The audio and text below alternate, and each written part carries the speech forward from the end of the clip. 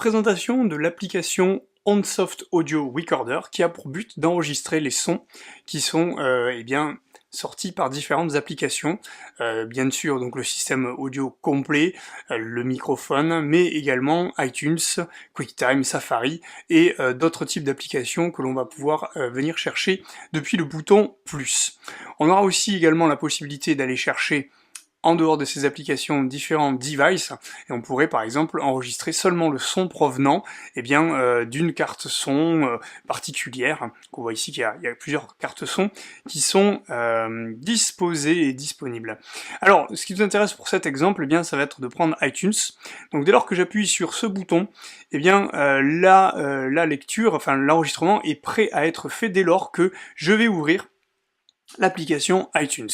Donc pour donner vraiment un exemple très concret, on va aller ouvrir iTunes et on va le faire venir sur cette même page pour montrer comment cela fonctionne. Donc je fais glisser mon petit iTunes ici, le voici. Donc il n'y aura pas de son pour justement élaguer les problèmes de droit, et on voit que l'enregistrement est sur pause.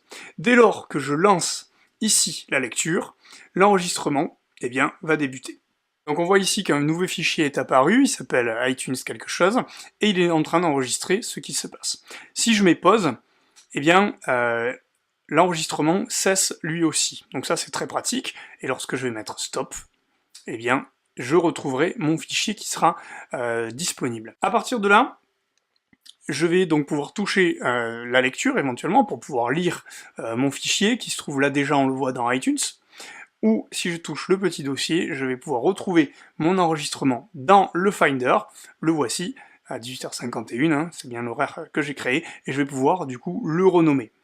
Alors, c'est un logiciel vraiment très simple, mais qui est franchement essentiel, tout simplement parce que on peut utiliser n'importe quelle source et surtout l'enregistrer, donc c'est pratique quand on veut récupérer certains fichiers audio sur une clé USB ou sur un terminal X ou Y, qui ne seraient pas compatibles avec les terminaux Apple. Alors attention à la légalité, je parle ici par exemple de podcasts, de choses comme ça qui peuvent être téléchargées légalement. Maintenant, dans le cadre d'un abonnement en streaming, on pourrait tout à fait considérer que on télécharge temporairement une musique pour la diffuser en classe parce qu'on ne peut pas en disposer avec Internet qui est défaillant dans notre classe.